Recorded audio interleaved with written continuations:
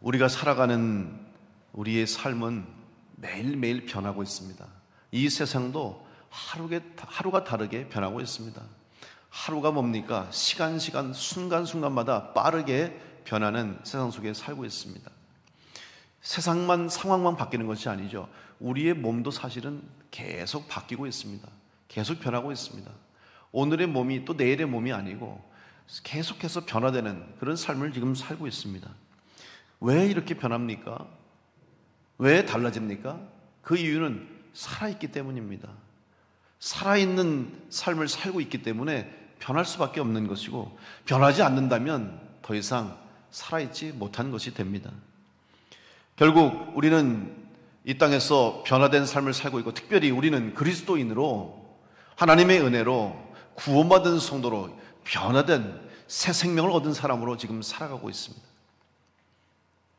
이 변화된 삶을 살기 위해서는 또한 끊임없이 계속 영적으로, 신앙적으로 변화하는 삶을 살아야 됩니다. 근데 이 변화는 변질이 돼서는 안 됩니다. 우리가 변화와 변질의 차이를 이야기하지 않습니까? 변화는 비록 달라졌어도 본질은 바뀌지 않습니다. 본질은 그대로고 외적인 것이 변한다든지 상황이 바뀔 수 있어요. 그러나 더 좋은 모습으로, 오히려 이전보다 더 나은 모습으로 변화할 수 있습니다. 그러나 변질은 본질 자체가 바뀌는 거예요. 전혀 다른 존재가 되고 전혀 다른 상황이 되는 거죠. 본질을 잃어버린 것입니다. 그런데 변화되기 위해서는 끊임없이 노력하고 끊임없이 새로워지는 과정이 요구됩니다. 하지만 변질은 아무것도 하지 않아도 달라지는 거예요. 오늘 우리의 신앙이 변질되지 않고 변화되기 위해서는 그리스도 안에서 새 생명 얻은 자로 끊임없이 이 믿음의 일을 갈 수 있도록 우리는 영적으로 깨어있고 영적으로 기도하며 예배하며 주신 사명 감당하는 이 신앙의 과정과 노력이 필요한 것입니다. 오늘 그리스도인으로서 변화받은 성도로서 주님께서 우리를 부르시고 우리에게 원하시는 뜻이 있음을 다시 한번 깨닫고 그 사명을 감당하는 우리 성도들과 우리 교회가 되기를 간절히 축원합니다. 우리는 지금 사도행전 강해를 통해서 특별히 베드로의 복음 전도의 내용을 통해서 이방 땅에 또 이방인들에게 예수 그리스도의 십자가의 복음, 구원의 복음이 전해지는 과정을 살펴보고 있습니다.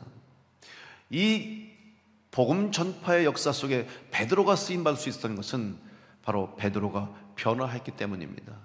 베드로가 변했기 때문입니다. 베드로는 예수님이 잡히신 날부터 시작해서 예수님을 부인했습니다. 부정했습니다. 예수님을 모른다고 했습니다. 심지어는 예수님을 심한 말로 욕까지 했습니다. 십자가에서 돌아가실 때도 나타나지 않았습니다. 돌아가신 이후에도 숨어서 결국은 자기의 본자리로 돌아가서 고향으로 돌아가서 다시 그물을 잡고 고기를 잡는 이전의 삶으로 돌아가 버리고 말았어요. 이런 베드로가 변화돼서 이제는 주님의 제자로서 복음 전도자로서 그 사명을 감당할 수 있었던 것은 바로 그가 변했기 때문입니다. 그러면 어떻게 베드로가 변했습니까? 바로 주님을 만났기 때문입니다. 아닙니다. 조금 더 정확하게 말씀드리면 주님이 찾아오셨기 때문에, 부활하신 주님께서 베드로를 버리지 아니하시고 포기하지 아니하시고 베드로를 찾아오셔서 만나 주셨기 때문에 베드로는 변화할 수 있었고 새로운 삶을, 새로운 복음 전도자 사명을 감당할 수가 있었던 것이죠. 오늘 우리들도 마찬가지입니다. 우리는 다 주님을 만난 사람입니다. 그런데 바로 주님이 먼저 우리 가운데 찾아오셨기 때문에 죄인으로 죽음으로 끝날 수밖에 없는 우리들을 사랑하셔서 찾아오셔서 만나주시고 구원해주시고 은혜를 주셨기 때문에 오늘 우리가 변화받은 그리스도인으로 새 생명 가진 그리스도인으로 삶을 살아가게 된 줄로 믿습니다. 이런 변화받은 그리스도인으로 새 삶을 살아가는 우리들이 어떠한 삶을 살아갈 것인가? 오늘 베드로를 통해서 또 베드로가 이방인들과 이방 민족을 향해서 복음을 전해지는 과정 속에서 오늘 우리는 주님께서 주시는 그 말씀을 들어야 할 것입니다. 그것은 바로 예수 그리스도의 증인이 되라는 말씀입니다. 베드로는 이제는 예수님을 모른다 부인하지 않았습니다. 이제는 예수님을 모른다고 부정하지 않고 오히려 예수님 살아계시고 부활하신 하나님의 아들이시요 그리스도이신 부활의 증인이 됐다는 사실이고, 오늘 그는 부활하신 예수님을 증언하고 있다는 사실을 말씀을 통해서 깨닫게 됩니다. 특별히 오늘 본문의 말씀은 이제 고넬료를 만나고 성령의 인도하심을 따라서 하나님의 계획하심에 따라서 이탈리아 부대 장교였던 고넬료를 통해서 이방 민족에게, 이방인들에게 복음의 역사, 구원의 역사가 시작됨을 알리시기 위해서 베드로를 통해서 고넬료를 만나게 하시는 과정 속에 이제 고넬료를 만나고 베드로가 전한 증언의 내용을 오늘 우리가 함께 봉독했습니다.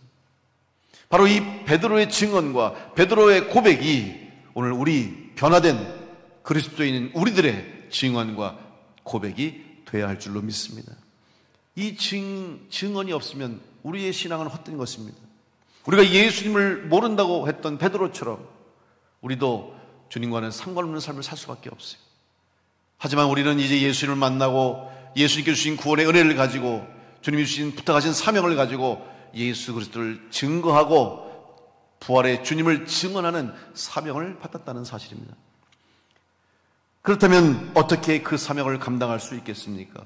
어떻게 우리는 이 예수님을 증언할 수 있습니까? 바로 오늘 베드로의 증언을 통해서 우리가 전할 증언, 우리가 해야 할 증인의 사명을 함께 깨닫고 은혜를 나누려고 합니다. 첫 번째로 오늘 우리의 증언은 평화의 왕이신 예수 그리스도를 증언해야 합니다. 예수님께서는 이 땅에 오셔서 평화를 이루어 주셨습니다. 하나님을 떠난 죄인인 인간들을 구원하시기 위해서 예수 그리스도께서 이 땅에 평화의 왕으로 오셨습니다. 주님께서 십자가에서 산 제물이 되심으로 하나님과 인간의 끊어졌던 관계가 회복되었고 죽음으로 끝날 수밖에 없는 우리들이 다시 하나님 앞으로 나올 수 있는 새 생명의 길을 얻게 되었습니다. 예수님께서 이 땅에서 바로 그 일을 이루시기 위해서 3년 동안 공생의 삶을 살아가셨는데 주님의 공생의 삶을 표현한다면 바로 선을 넘는 삶이다 이렇게 말할 수 있습니다. 여기서 말하는 선은 바로 유대인들이 그어놓은 율법의 선이라고 할 수 있어요. 담처럼 벽처럼 하나님과 인간의 관계를 막아버린 담과 선을 예수님께서 무너뜨리시고 넘으셨습니다. 유대인들은 오히려 하나님을 온전히 믿고 또 온전한 믿음을 갖기 위해서 율법을 만들었지만 오히려 그 율법이 스스로 하나님과의 관계를 막아버린 담이 되어버렸고 그 율법이 스스로를 올가매는 선이 되고 말았다는 사실이죠.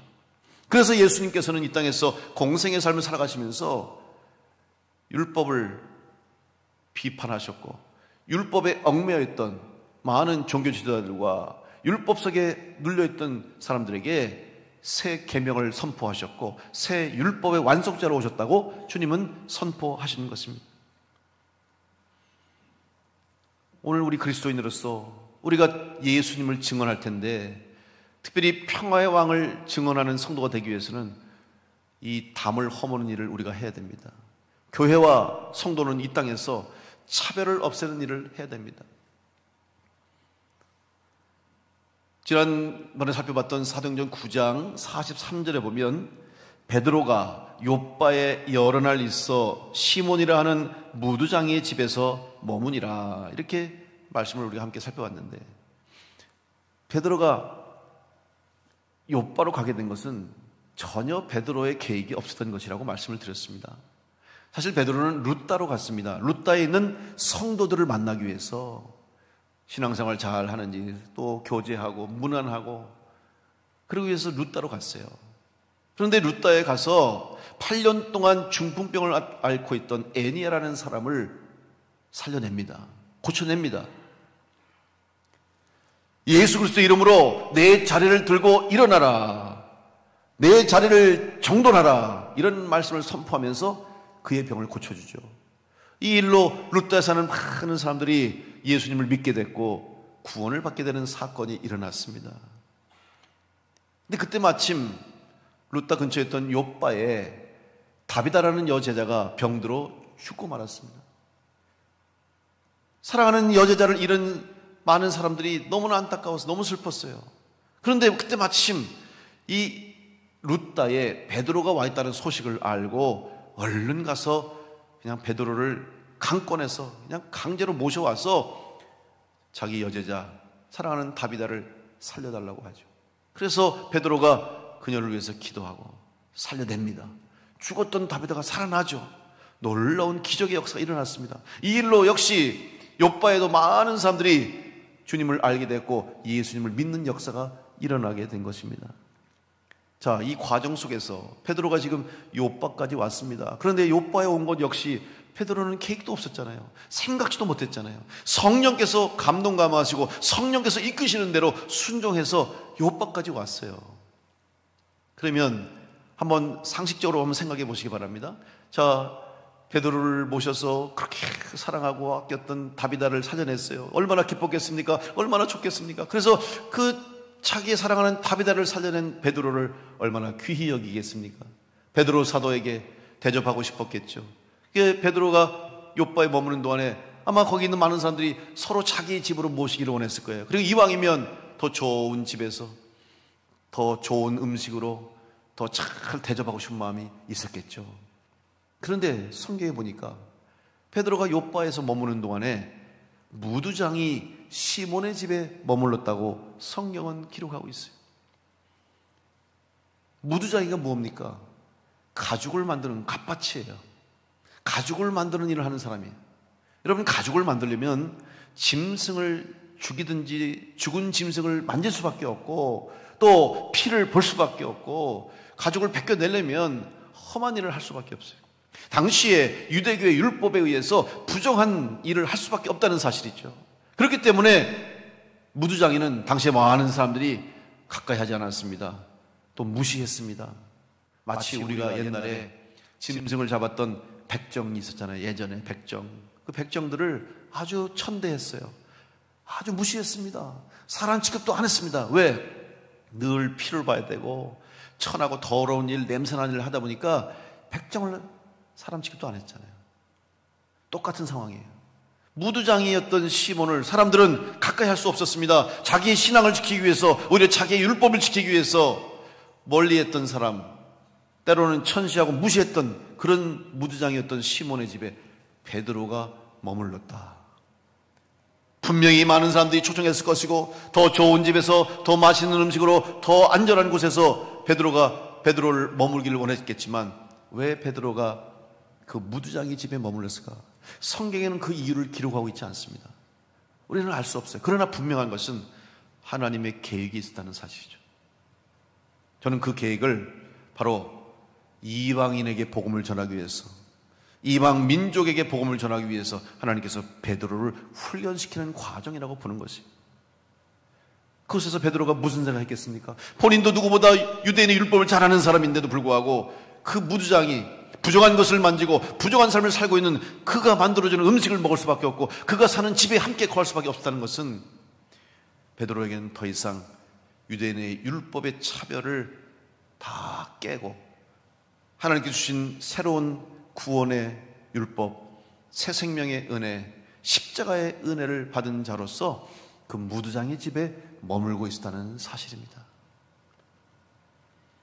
사랑하는 성도 여러분, 오늘 주님께서 우리에게 원하시는 것은 이 땅에 복음을 전하면서 먼저 우리가 아무 차별 없이 우리에게 구원의 은혜를 주신 예수 그리스도의 은혜를 받은 자로서 우리 또한 이 세상을 향해서 구원의 은혜를 전하며 선포할 때, 특별히 평화의 왕으로 오신 예수 그리스도의 이름을 증거할 때 차별 없이 전할 수 있는 은혜를 주시는 줄 믿고 여러분 심령 속에 막힌 담이 있다면, 그거는 선이 있다면 그런 장벽들을 잘 제거할 수 있는 여러분 될 수 있기를 간절히 축복합니다.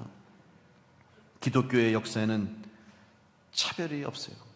교회에는 차별이 없어야 됩니다. 교회가 세상을 복음을 전하는 곳에, 복음이 선포된 곳에는 차별이 사라지는 역사가 일어나고 있어요. 그래서 선교지마다 제일 먼저 일어나는 현상이 바로 계층 간에 혹은 인종 간에 계급 간에 차별이 사라지는 거예요. 예전에도 제가 여러분에게 예화를 들어 설명드린 적이 있습니다만 전라북도 김제에 가면 금산교회가 있습니다. 이 교회는 기역자 교회로 유명해요. 예전에 우리나라 초창기에 복음이 전해지고 교회가 세워졌을 때만 해도 남자 여자가 함께 앉아있을 수 없는 그런 시대였죠. 유교적인 상황 때문에. 근데 교회는 차별이 없으니까 다 와야 되는데 여전히 사회적인 풍습과 상황은 남녀가 동성할 수 없다 보니까 교회를 기역자로 만들고요.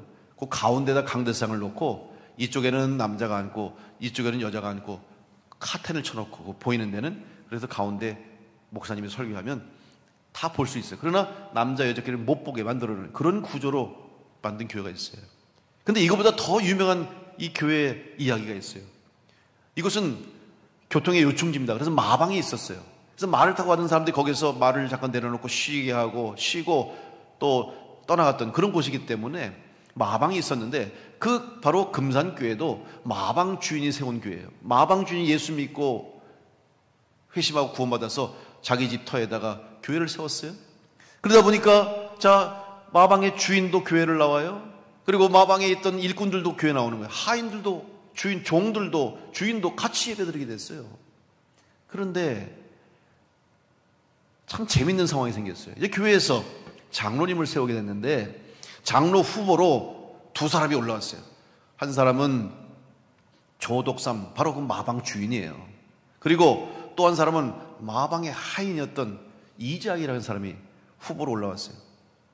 그러면 이제 투표를 해야 되는 거예요. 그러면 사람들이 생각할 때 그래, 이번에는 주인님이 먼저 되겠지. 그리고 투표를 했는데 웬일입니까? 그래서 하인이 당선됐어요. 주인은 떨어지고 하인이 장로로 당선이 됐네.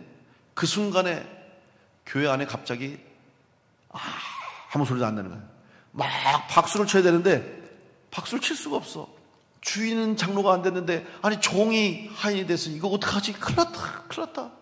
그때 그 주인이었던 장로 떨어진 이자익이 손을 들고 감사할 일입니다. 우리 교회 이렇게 오늘 좋은 장로님이 세워졌으니 앞으로 우리 교회가 다 부흥할 것입니다. 박수로 축하합시다. 그러니까 온 성도들이 박수로 축하하고 종이 이자익이가 먼저 장로가 됐어요. 그리고 그 다음에 주인인 조덕삼이 장로가 됐어요. 그런데 그걸로 끝나지 않았어요. 주인이었던 조덕삼 장로는 자기의 종이었던 이자익 장로를 평양으로 보내가지고 신학교에 보내서 목사가 되게 만들었어요. 목사님이 됐어요. 얼마나 감사합니까? 근데 목사님이 된 게 끝난 게 아니라 목사님이 돼서 자기 교회 담임 목사로 모셨어요. 그래서 자기의 종이었던 하인이었던 이자익이가 자기 교회 담임 목사님 되고 주인이었던 조덕삼은 장로가 돼서 그 목사님을 섬겼어요. 나중에 장로교 총회장까지 할 수 있도록 잘 섬겼다는 이야기가 있다는. 이게 어떻게 가능합니까? 바로 십자가의 복음, 평화의 왕으로 오신 예수 그리스도의 복음이 있을 때 차별이 사라지고 모든 장벽이 무너지는 역사가 일어나게 된 줄로 믿습니다. 오늘 이 땅에도 바로 우리 교회가 할 일이 그것입니다. 우리 성도들이 해야 할 일이 바로 그것이에요. 차별을 없애는 일을 감당해야 돼요. 성경에 보면 분명히 말씀한다. 로마서 10장 9절에 내가 만일 내 입으로 예수를 주로 시인하며 또 하나님께서 그를 죽은 자 가운데서 살리신 것을 내 마음에 믿으면 구원을 받으리라. 자, 구원을 받을 수 있어요. 그런데 그 이후에 이어지는 말씀이 있습니다. 로마서 10장 11절로 13절에 성경이 이르되 누구든지 그를 믿는 자는 부끄러움을 당하지 아니하리라 하니 유대인이나 헬라인이나 차별이 없음이라. 한 분이신 주께서 모든 사람의 주가 되사 그를 부르는 모든 사람에게 부여하시도다. 누구든지 주의 이름을 부르는 자는 구원을 받으리라.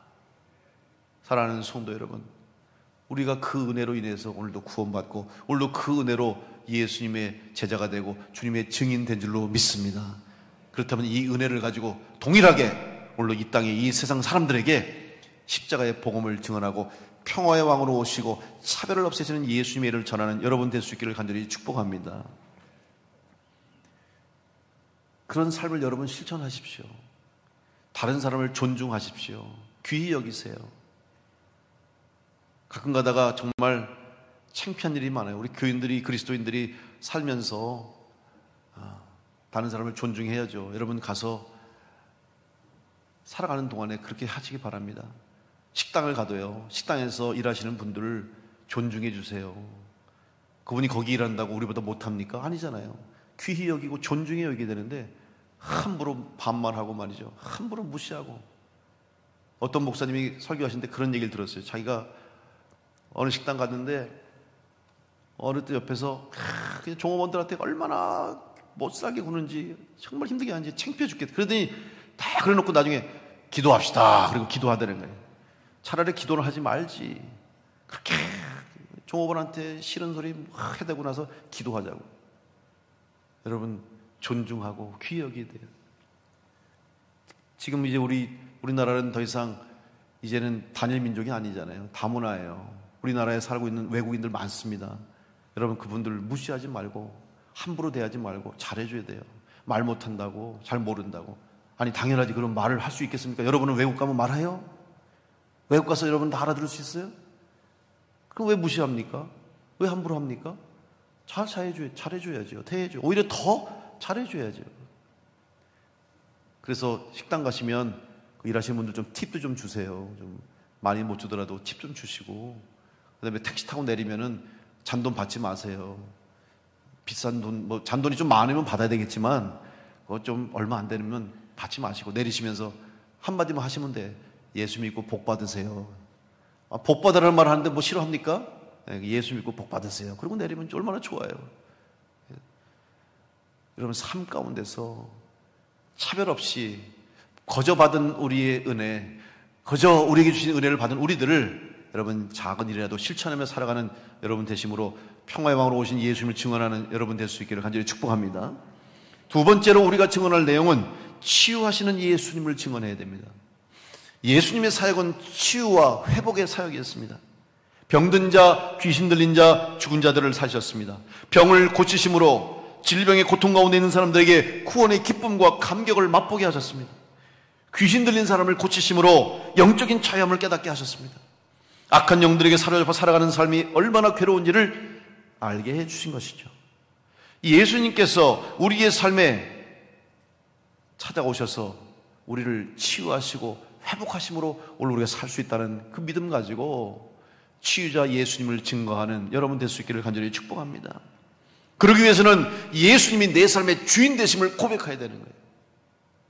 생명의 주인도 주님이시요, 하루하루 살아갈 수 있도록 은혜 주신 분도 주님이심을 고백하며 여러분이 겸손하게 삶을 주님께 맡길 때에 우리의 삶이 치유되고 회복되는 역사가 있게 될 줄로 믿습니다. 그런데 사람들이 교만해지면 주님 앞에 나오지 않습니다. 교만해지면 무릎 꿇지 않습니다. 교만한 사람은 기도하지 않습니다. 교만한 사람은 하나님께 은혜를 구하지 않습니다. 결국 교만한 사람은 용서받을 수 없고 치유받을 수 없고 치료될 수 없습니다. 간절히 나와서 간구하고 기도하고 간구하고 구하고 주님 앞에 무릎 꿇을 때에 바로 치유와 회복의 역사가 있게 된 거예요. 우리 그리스도인들은 항상 조심하고 경계해야 될 것이 바로 교만입니다. 교만한 사람은 눈이 어두워집니다. 영적인 눈이 어두워져서 주님을 볼 수 없고 하나님 볼 수 없고 아무런 은혜를 누릴 수가 없는 거죠. 그래서 교만하지 않도록 겸손해야 되는 거예요. 그리스 신화에 보면 벨레로 폰테스라고 하는 이 이야기가 나오는데, 이 사람은 젊은 날에 살인자가 돼서 이제 티린스라는 곳으로 유배를 가게 됐습니다. 근데 거기에 티린스 땅의 왕이었던 프로이토스가 그를 손님으로 맞고 그를 긍휼히 여겨서 그의 죄를 다 용서해 줬어요. 그래서 이 벨레로폰테스는 비록 살인죄를 지었지만 이제 새 삶을 살게 될 기회를 얻었죠. 자기를 받아주고 용서해준 이제 티린스 왕 프로이토스 왕비가 있었는데 아마 이 벨레로폰테스가 준수했던 것 같아요. 건장하고 잘생겼던 것 같아요. 그러니까 이 왕비가 이 벨레로폰테스를 보고 한눈에 반했어요. 그래서 유혹을 하는 거예요. 자꾸 찾아가서 유혹을 하고 미혹하니까 이 벨레로폰테스는 그러면 안 되잖아요. 자기를 살려주고 용서해주는 왕을 배반하면 안 되니까 그 왕비의 유혹을 거절합니다. 그랬더니 왕비가 화가 나가지고 누명을 씌우는 거예요. 마치 요셉이 쓴 누명처럼 저 사람이 나를 겁탈하려고 했다고. 그러니까 왕이 화가 나가지고 그를 죽여야 하는데, 당시에 손님을 죽이면 불행이 찾아온다는 그런 그 당시의 관습 때문에 자기가 죽이지 않습니다. 그리고 다른 나라로 보내게 되는데, 그게 어디냐면 바로 리키아의 왕 이오바테스에게 보내는데, 이 사람이 누구냐면 바로 자기의 장인이에요. 그래서 이 장인에게 이 벨레로폰테스를 보내면서 편지를 써서 보내요. 뭐라고 썼냐면, 이 사람은 나의 장인 당신의 딸을 겁탈하려고 했던 사람이니 죽이시기 바랍니다. 그리고 편지를 써서 이 벨레로폰테스를 그 왕에게 보내요. 아무 영문도 모르는 벨레로폰테스는 그 편지를 가지고 그 왕에게 갑니다. 리키아의 왕 이오바테스에게 갑니다. 그 편지를 받아든 왕은 깜짝 놀라죠. 내 딸을 건드리려고 했다니, 죽이고 싶은데 역시 죽일 수가 없어요. 그 사람도 손님을 죽이는 것이 좋지 않기 때문에, 그래서 방법을 썼습니다. 자기가 죽이지 않고 죽게 만드는 거예요. 그래서 어떤 일을 시켰냐면, 그 근처에 카리아라는 지역이 있는데, 카리아에 바로 키마리아라고는 괴물이 있었다고 그래요. 근데 그 괴물은 머리는 사자고 가운데는 염소고 꼬리는 뱀이에요. 입에서는 불이 나오는 아주 흉측한 괴물인데, 가는 곳마다 짐승들을 잡아먹고 사람들을 해치고, 그래서 아주 골치를 앓고 있으니까 당신이 가서 그 키마이라를 없애라, 죽으라는 소리죠.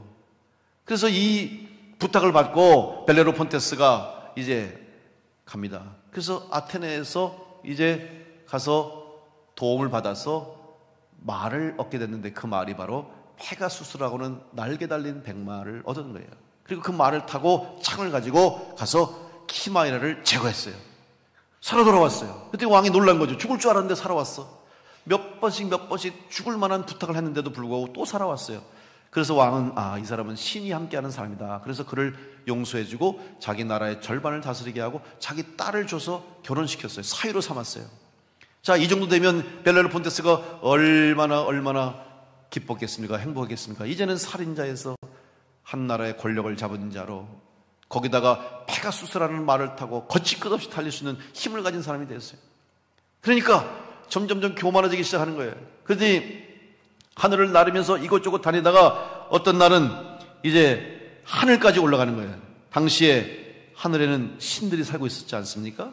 그래서 그 올림푸스까지 올라가서 자기의 힘을 과시하면서 페가수스를 타고 다니니까 신들의 왕인 제우스가 분노를 했어요. 그래서 조그마한 벌레를 보냈는데, 응애라는 벌레, 벌처럼 비슷하게 생긴 벌레를 보내요. 이 응애가 가서 페가수스의 엉덩이를 탁 쏩니다. 그 순간 페가수스가 놀라 요동을 치니까 타고 있던 벨레로폰테스가 떨어져서 하늘에서 떨어져 땅으로 추락하는 거예요. 그리고 떨어졌는데 떨어진 곳이 가시덤불에 떨어지면서 두 눈에 가시가 박혀서 눈을 실명하고 말았어요. 앞을 못 보는 신세가 됐어요. 아무것도 할 수 없어요. 그래서 어쩔 수 없이 숨어서 그냥 실명한 채로 살다가 죽었다라는 이야기예요. 여기서 뭘 제가 말씀드리려면, 그렇게 죽을 수밖에 없었던 힘든 삶을 살았던 벨레로폰테스가 이렇게 도움으로 말미암아 페가수스도 없고 힘도 없고 권력도 없고 그랬으면 감사하며 살아야 되는데, 교만해지니까 결국은 추락할 수밖에 없었고, 그의 눈을 잃었다는 것은 교만한 자의 마지막을 보여주는 겁니다. 다시 말하면 교만한 사람은 눈이 감겨진다는 거예요. 앞을 볼 수 없는 사람, 특별히 영적으로 앞을 볼 수 없는 사람, 영적으로 하나님을 볼 수 없는 사람, 주님을 볼 수 없는 사람은 교만한 자가 될 수밖에 없다는 사실을 깨닫게 되는 것이죠. 우리 성도들은 늘 겸손함으로 주님을 바라보며 하나님 앞에 무릎 꿇고 나와 우리 주신 생명을 기쁘게 여기고 감사함으로 살아가야 될 줄로 믿습니다. 교만해지면 무너지는 겁니다. 성경에도 신앙의 치유와 회복의 역사를 보면 많은 사람들이 다 병고침을 받을 때 어땠습니까? 주님 앞에 나올 때 어땠습니까? 다 주님께 맡기고 나왔어요. 당시에 고칠 수 없다는 불치병을 앓고 있던 모든 사람들도 마찬가지로 주님 앞에 나올 때 어땠습니까? 38년 된 혈류병을 앓는 사람, 문둥병 환자, 자기의 종을 고쳐달라는 백부장, 다 예수님께서 할 수 있다는 믿음을 가지고 주님께 맡겼어요. 자기가 주도권을 가진 것이 아니라 주님께 모든 걸 맡겼습니다. 자기의 삶도 맡기고 자기의 생명도 맡기고 자기의 인생도 맡겼을 때에 주님께서 받으시고 겸손하게 무릎 꿇는 그들에게 치유하시고 회복시켜 주신 줄로 믿습니다.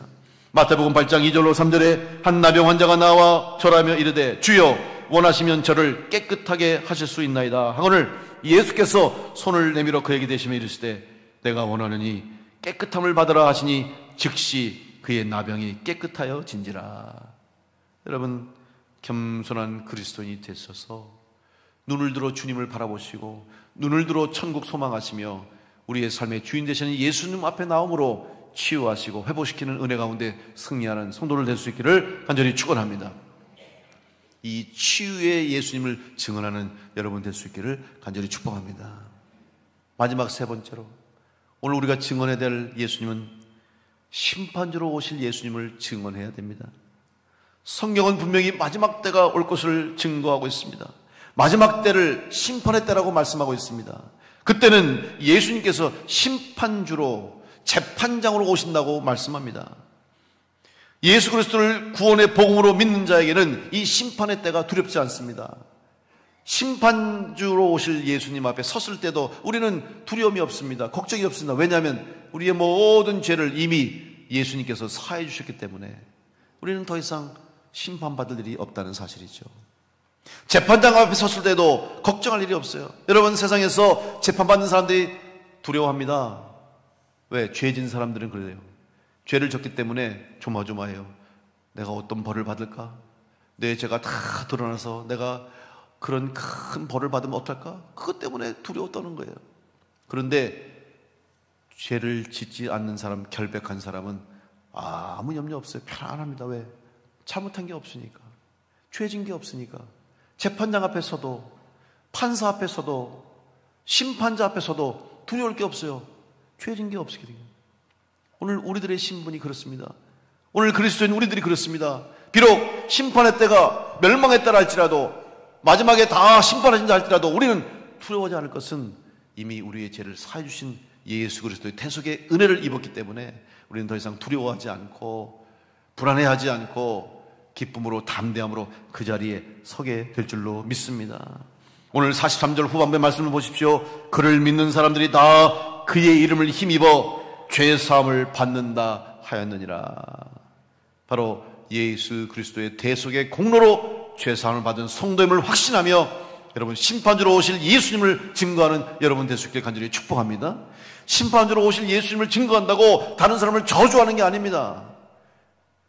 예수 믿지 않는 사람들 다 너희들 지옥 갈 인생이라고 저주하는 게 아니라 그들에게 축복하는 거예요. 빨리 예수 믿고 구원받으라고. 아직 구원의 문이 열렸을 때 예수 믿고 심판주 앞에 나올 수 있도록 구원의 은혜를 누리라고 예수님을 증언하는 것이에요. 여러분, 교회가 세상에서 복음을 외칠 때 그렇게 오해받으면 안 돼요. 마치 우리가 전하는 복음이 믿지 않는 사람들을 저주하는 것처럼, 구원받지 못한 사람들에게 저주하는 것처럼 들려서는 안 되는 거예요. 그들을 사랑하는 마음으로 한 영혼이라도 더 주님 앞으로 인도할 수 있도록 그런 간절한 마음을 가지고 복음을 전할 때, 예수님을 증언할 때 구원의 역사, 회복의 역사가 있게 될 줄로 믿습니다. 야고보서 5장 7절로 9절 말씀에 그러므로 형제들아 주께서 강림하시기까지 길이 참으라. 보라, 농부가 땅에서 나는 귀한 열매를 바라고 길이 참아 이른 비와 늦은 비를 기다리나니 너희도 길이 참고 마음을 굳건하게 하라. 주의 강림이 가까우니라. 형제들아 서로 원망하지 말라. 그리하여 심판을 면하리라. 보라, 심판주가 문 밖에 서 계시니라.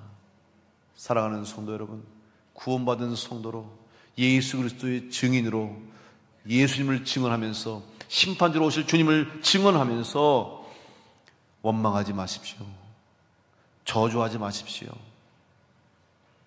비난하지 마십시오. 오히려 사랑으로 용서하고 받아주고 다른 사람을 축복하고 다른 사람을 위해 기도할 수 있는 성도가 돼서 마지막 심판의 때에 다 구원받을 수 있도록 심판주로 오실 예수 그리스도를 증언하는 여러분 될 수 있기를 간절히 축원합니다. 주님 다시 오실 때까지 감사함으로 기쁨으로 예수 그리스도 이름을 증언하는 여러분 될 수 있기를 바랍니다. 마지막 날에 기쁨으로 주님을 맞이할 수 있도록 부활의 증인으로 예수 그리스도가 구주이심을 증언하는 성도를 되시기를 바랍니다. 평화의 왕으로 오신 예수 그리스도 이름으로 차별 없이 누구든지 구원받을 수 있음을 증언하십시오. 겸손하게 주님을 구주로 고백하시면서 고치시고 살리시는 예수 그리스도를 증언하시기 바랍니다. 반드시 마지막 날에 심판주로 오실 예수 그리스도께서 오신다는 사실을 깨닫고 많은 사람들에게 예수 그리스도를 증언하심으로 다 그날에 구원받는 백성이 될 수 있도록 함께 구원의 자리에 참여할 수 있도록 우리 주 예수 그리스도를 증거하며 증언하는 부활의 증인된 삶을 살아가는 복된 성도들과 우리 교회가 될 수 있기를 간절히 축원합니다.